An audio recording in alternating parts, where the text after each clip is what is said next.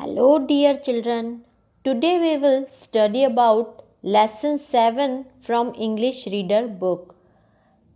प्यारे बच्चों, आज हम इंग्लिश रीडर बुक का लेसन 7 पढ़ेंगे. The name of this lesson is annual function of Sundarvan. इस पाठ का नाम है सुंदरवन का एनुअल फंक्शन या सुंदरवन का वार्षिक उत्सव. Before explaining the lesson, here are some words and their Hindi and English meaning. Lesson समझाने से पहले यहाँ कुछ वर्ड्स और उनके हिंदी और इंग्लिश में मीनिंग है. पहले हम उनको समझते हैं जिससे हमें लेसन को समझने में आसानी होगी. First word is function. A formal social event. इसका इंग्लिश में मीनिंग होता है और हिंदी में इसका अर्थ होता है उत्सव या समारोह. Participate, to take part, it's English meaning. और हिंदी में इसका मतलब होता है भाग लेना या हिस्सा लेना. जिस तरह से आपके स्कूल में एनुअल फंक्शन होता है और आप पार्टिसिपेट करते हैं, भाग लेते हैं उस फंक्शन में या हिस्सा लेते हैं. Next is annual.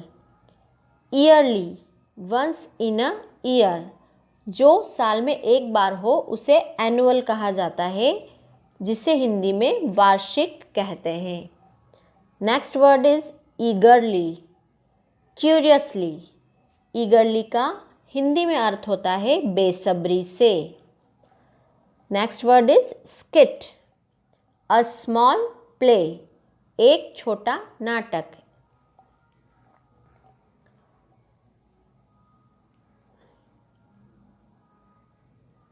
Now I explain you this lesson. अब मैं आपको ये लेसन एक्सप्लेन करती हूँ. All the animals of Sundarban were very excited today. Sundarban के सारे एनिमल्स या सारे जानवर आज बहुत उत्साहित थे. It was the annual function of Ding Dong School of Sundarban. वहाँ आज डिंग डोंग स्कूल, जो सुंदरवन का डिंग डोंग स्कूल था, उसका एनुअल फंक्शन था या उसका वार्षिक उत्सव था. All animal kids had participated in the annual function. सभी एनिमल्स के, सभी जानवरों के बच्चों ने एनुअल फंक्शन में या वार्षिक उत्सव में भाग लिया या पार्टिसिपेट किया. इट वॉज नून. वह दोपहर थी. All were ईगरली waiting for the evening. सभी बेसब्री से शाम का इंतज़ार कर रहे थे. क्यों इंतज़ार कर रहे थे शाम का? क्योंकि शाम को एनुअल फंक्शन शुरू होने वाला था. They were talking to each other near tea shop of Bholu the bear. वे आपस में बात कर रहे थे एक दूसरे से. एक टी शॉप है भोलू की. भोलू जो कि एक भालू है, बियर है एक. आप पिक्चर में देख सकते हैं. उस टी शॉप पर सारे एनिमल्स जो हैं वो आप इकट्ठा होके और आपस में एक दूसरे से बात कर रहे थे. सारे एनिमल्स टी शॉप पर क्या बात कर रहे थे, अब हम उसे समझते हैं. Father rabbit. फादर रैबिट यानी एक खरगोश, पिता खरगोश, जिसका कि बच्चा या बच्ची एनुअल फंक्शन में पार्ट ले रहे होंगे. तो अब वो उसके बारे में क्या बोलता है. डू यू नो माई बनी rabbit has taken part in a skit. क्या तुम जानते हो मेरे बेटे रैबिट ने या मेरे बेटे खरगोश ने एक छोटे नाटक में पार्ट लिया है या एक छोटे नाटक में हिस्सा लिया है. He is playing the role of a doctor. वह एक डॉक्टर का रोल या एक डॉक्टर का किरदार निभा रहा है. नेक्स्ट जो एनिमल है वो है फादर बियर. अब फादर बियर अपने बच्चे के बारे में बताता है. My son Ronnie is giving a speech on freedom of animals. मेरा बेटा रॉनी एक स्पीच दे रहा है freedom of animals. Freedom of animals यानी एनिमल्स जानवरों की स्वतंत्रता पर एक भाषण दे रहा है। He is practising very hard for it. इसके लिए उसने बहुत ज़्यादा मेहनत की है या इसके लिए उसने बहुत ज़्यादा अभ्यास किया है। Next is father peacock. पिता मोर जो है वो बताता है अब, my daughter Mini is going to dance on a song.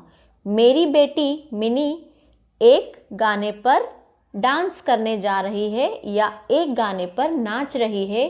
Her mother is training her day and night for it.